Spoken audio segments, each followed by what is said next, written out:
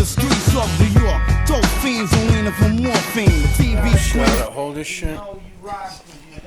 You gotta have a fucking thing, man. I know. That's how they do it. Why are you? Here with Coke 2, King of Graffiti.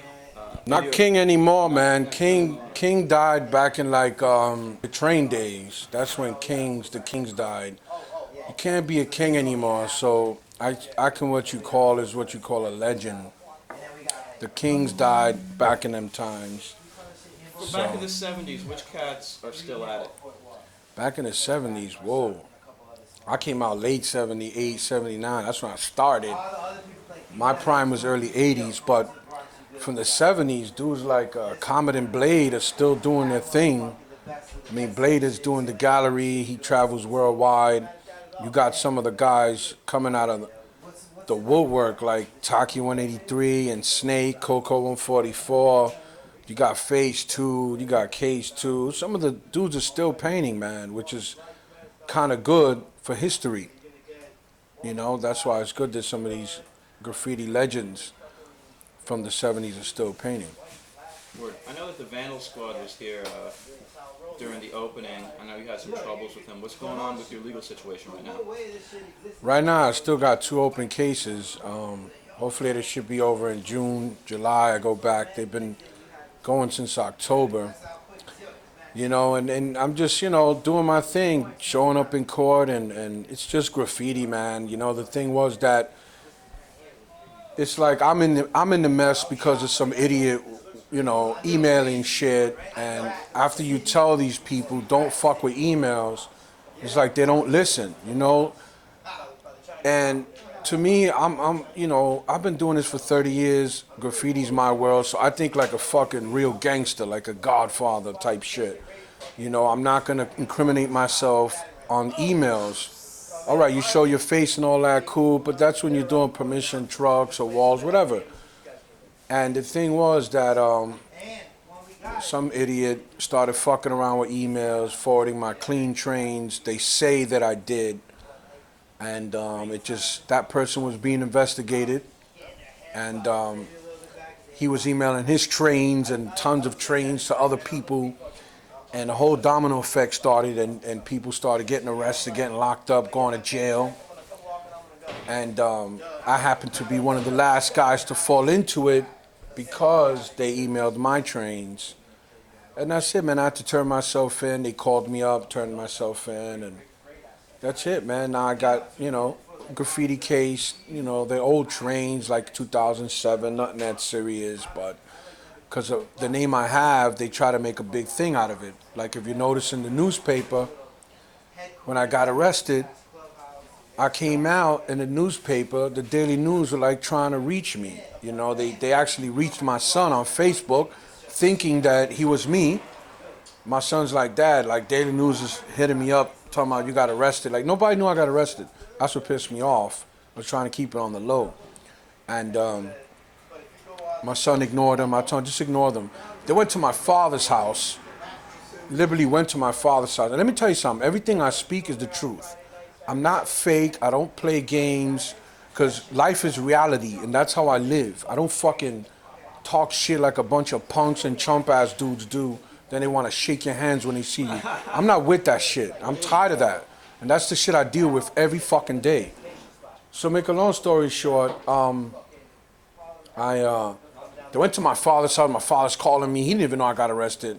So, all right, my father and my pops know now I got arrested. I had to explain to them.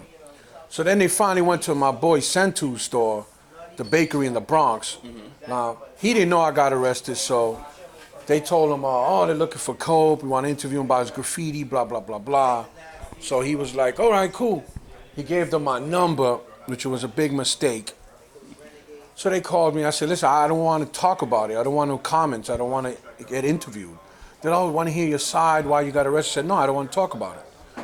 And so, you know, I think they got offended. They got pissed off. The newspaper, they're going to print out what the fuck they want. They don't care what you say, whatever. They do it every day to celebrities, bro, actors, you know, superstars. Me, I'm nothing. I'm just a fucking graffiti artist. Next thing you know, the next day, the newspaper comes out. Big story about me, and I was furious because the sense that they lied. You know, they said that I said this and I said that. I never said none of that stuff, point blank. And the sad thing is that how could they, you know, assassinate your character, disrespect your character like that, and just put your name out in the newspaper like that? It's so fucked up. But that's the world we live in, you know, that's life, and sometimes you gotta just deal with it. Then what that does, it just fuels all the other haters and people who don't like you. It gives them something to like cheer and be like, yeah, I told you, fuck Cope, he's a rat, he's this and that. So it's just more like, I've done it all. I've done everything. There's who am I to snitch on? Who are you gonna snitch on graffiti writers for? It doesn't make sense. Let me explain something to you. Any graffiti writer, whether legal or illegal, once you touch the internet, that's it. You're done. They can catch you. They can find out who you are and where you live. Okay? Because the government has the sources where once they get your IP address, they know where you live, where you're doing your internet from. They can catch you. Okay? You don't have to snitch on nobody. Okay? It's just, you know, that where that started, I'm going to tell you, it's a long story. It happened 10 years ago. My video came out, Kings Destroy. It went worldwide. At the time, I got arrested for it, had a private lawyer, couldn't speak to nobody. There was two twins called Howard Nazem. They were painting trains, whatever. They got arrested. When they got arrested, the cops told them that me and Novi snitched on them, which was a bullshit lie. Like, come on. What the fuck are we gonna snitch on our boys for? Ovi, he was coming out of court. He hopped the train. They took him into a room. I don't know what happened. I wasn't there. I'm not saying he snitched, he ratted, but I know the next day, Howard Nazem got picked up.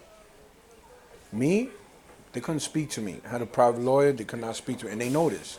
So that's where it started. That's where it bred from that day on.